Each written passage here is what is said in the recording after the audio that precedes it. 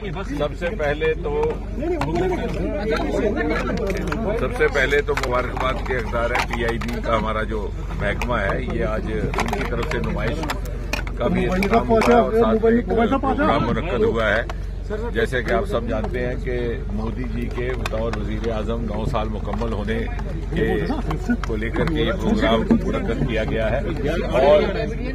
इन 9 सालों में हिंदुस्तान का रुतबा जिस तरह से दुनिया भर में बुलंद हुआ है और मोदी जी खुद दुनिया के सबसे कदावर रहनुमा बनकर के उभरे हैं। आज दुनिया के दूसरे ममालिक में से कुछ एक मुद्दों पर सीख लेने के लिए उत्साहित रहते हैं कि क्या हिंदुस्तान का क्या मौक़िफ़ रहेगा, किस मुद्दे को लेकर किस तरह का हिंदुस्तान का आज कायम हुआ है मोदी जी की क़यादत में पिछले 9 सालों में, उसको लेकर के एक नुमाइश मुनक्कद की गई है हर शोबे में। और इस साल इसी हफ्ते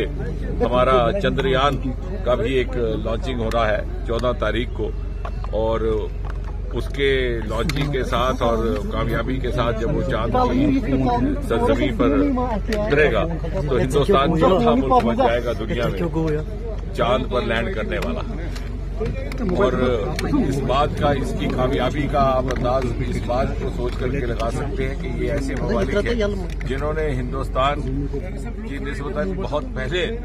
अपना स्पेस का कामकाज, स्पेस की मुहिम शुरू की, लेकिन पिछले 8-9 सालों में मोदी जी ने जिस तरह का एक नया माहौल दिया है उससे हमारे साइंसदानों का उनका हौसला भी बढ़ा है और जिस तरह से पब्लिक प्राइवेट पार्टिसिपेशन को बढ़ावा दिया गया स्पेस के शोबे में, उसका ये नतीजा है कि आज बराबर हिंदुस्तान अमेरिका जैसे नासा जो कि सबसे पुरानी एजेंसीज मानी जाती है उनकी सतह पर आकर के खड़ा हुआ है।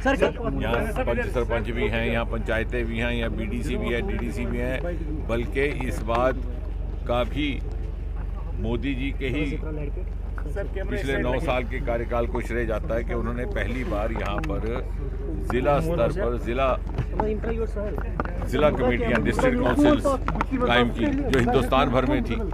तो सवाल तो ये उठेगा कि पहले यहाँ जमहूरियत ही नहीं, पहले तो ग्रास रूट जमहूरियत पहली बार मोदी जी के आने के बाद आई है। यूनिफॉर्म सिविल कोड पे काफी शोर मचा है पूरे मुल्क में, तो उसमें अभी बातचीत चल रही है। सर कल कोशिश हुई थी, दोबारा से रिग्रुप और रिवाइव करने की पूरी। ये जहाँ तक आर्टिकल 370 का ताल्लुक है, हियरिंग हो कि ना हो, जिस आइन में इसको लिखा गया था उसी आइन में ये भी लिखा गया था कि ये आर्जी, ये टेम्पररी है। और इसके जो सबसे बड़े इसकी वकालत करने वाले जो उस वक्त के रहनुमा थे उनमें से पंडित जवाहरलाल नेहरू, जब ये बहस चली कॉन्स्टिट्यूएंट असेंबली में तो डॉक्टर श्यामा प्रसाद मुखर्जी ने जब एक बार ये मशवरा रखा कि इस पर एक बार फिर से गौर कर लिया जाए, तो पंडित जी के अल्फाज थे कि डॉक्टर मुखर्जी आप बहुत ज़्यादा फिक्र ना करिए, घिसते घिसते घिस जाएगी। लेकिन कांग्रेस वाले इसे नहीं घिसा सके क्योंकि वक्त गुजरने के साथ साथ उनके अपने मफाद, उनका अपना राजनीतिक जिसे स्वार्थ कहते हैं कि पॉलिटिकल इंटरेस्ट जुड़ गया। तो हमने तो वो काम कर दिया मोदी जी ने जो कांग्रेस सरकारों को कई साल पहले करना चाहिए था।